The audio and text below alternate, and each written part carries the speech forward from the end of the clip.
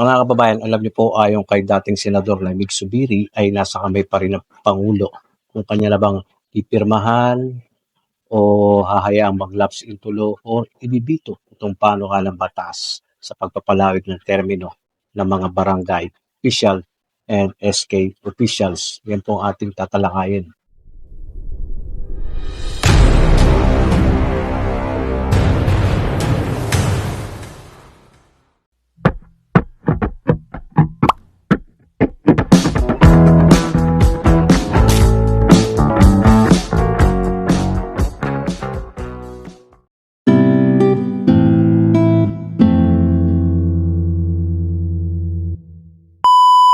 Mga kababayan, kamakailan lang ay na-interview nga itong si dating Senador Mig Zubiri. Yung nakikita nyo sa video, yan po yung mismo interview. Sabi niya ay nasa kamay pa rin ng presidente kung pipirmahan na ba ito, hahayaang mag-lapse into law or ibibito. At ayon din sa kanya, sabi niya sana pirma na lang niya, hayaan nang maging batas itong panukalang batas nga sa pagpapalawig. Kasi kumbaga napaka-iksi lang naman daw na magiging extension kasi ilang buwan na lang ay 2026 na. Diba? So bakit pa kailangan patagalin ito? Mas maigi na hayaang maging batas na ito. Sa ganun ay makapag-prepare ng maayos.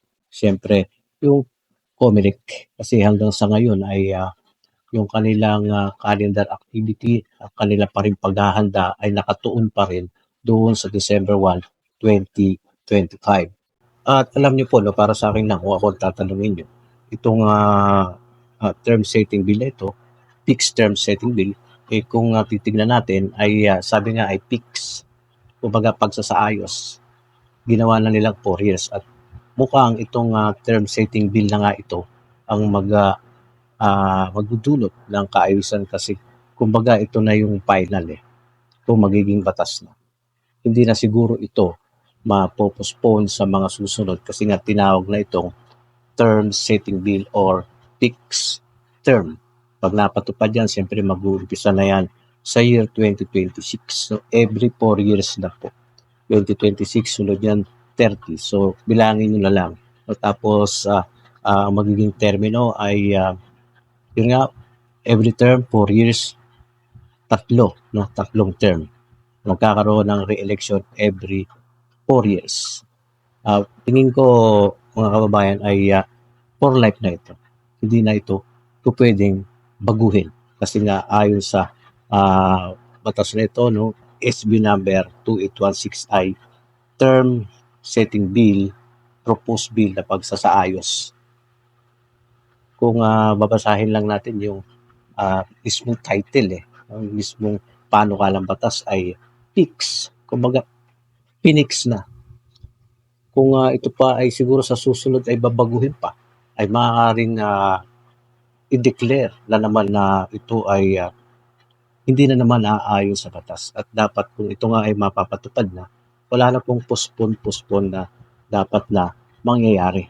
Kasi nga, sabi nila, ito na yung pinakamagandang solusyon. Di ba? Fix na nga fixed term na nga Di ba? Paano pa? Kung ito ay babaguhin na naman sa susunod, ano na namang mga kadahilanan ang kanilang iisipin or gagawin ng mga mambabatas kung ito na naman ay babaguhin. Pero sa tingin ko, sa akin lang ay for life na ito, forever na ito. At tuloy-tuloy na. Maaaring dito lang nila sinaayos kasi nga nangyari ng postponement simula pa noong 2016, naging 2018, di ba? Naging 2020, naging 2022, 2023, ngayon ay 2026 na. Tawag nila dito ay fixed term na. Kaya kayo, sa tingin nyo, ito na ba yung final na kumbaga pinakamagandang solusyon dito sa schedule ng BSKE? Unang-una oo na i-postpone na nga yan, pero sinaayos na natin ang kanilang mga termino. Kaya dapat ang magiging final decision dito ng presidente ay pag-aralan niya kung ano yung kanyang magiging desisyon. Kasi mamaya mag-decision siya na magkaroon na naman ng problema So, pinaka-the best talaga Kung ako lang din ulit ang tatanungin niyo, naipasa naman na yan ng mga mababatas, sila yung gumagawa ng batas. Kasi nga sabi nila ay para makancel ang isang batas, kailangan gumawa ng bagong batas na naaayon sa batas yung makatarungan kasi titignan yan ng titignan niya ng Supreme Court. O kung okay, sige okay. Wala na tayong problema diyan. Batas na yan. Republic Act na yan. Di-enforce na ng gobyerno yan.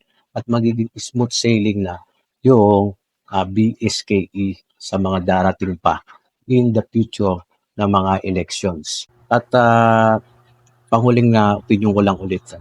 Kasi kung pipirmahan ito ay dapat nung natanggap niya na, kinabukasan o isang linggo after 1 week ay pinirmahan niya na ito at meron yun silang ugnayan. Merong ugnayan si PBBM mismo siyempre sa mga legislative, sa mga houses kung saan ginagawa yung batas. May contact yan siya dyan. Tatawag lang naman yan. O ito, pipirmahan ko na. Okay itong batas na to. Diba? Kasi wala pang masyadong binabatong balita kahit mismo yung media. Sila ay nag-aantay din. At tayo naman dito na nagbablog, nakakonforme lang din tayo sa balita at kumbaga relay lang naman. Tapos ay mga opinion. Kadalasan kasi ang tao gusto manunood sa mga vlog kasi malayang-malaya sila makakapagbigay ng mga opinion, nagko-comment sila kagaya dito. Pwede kayo mag-comment doon kung ano ulit sa tingin nyo hanggang ngayon. Wala pang desisyon. Bakit kaya? Bakit? I-comment nyo dyan, mga kababayan. At patuloy pa rin tayo sa pag-update hanggat hindi yan. Kahit man maging ganap na yan na batas ganun pa rin, balita pa rin at mag-update pa rin po tayo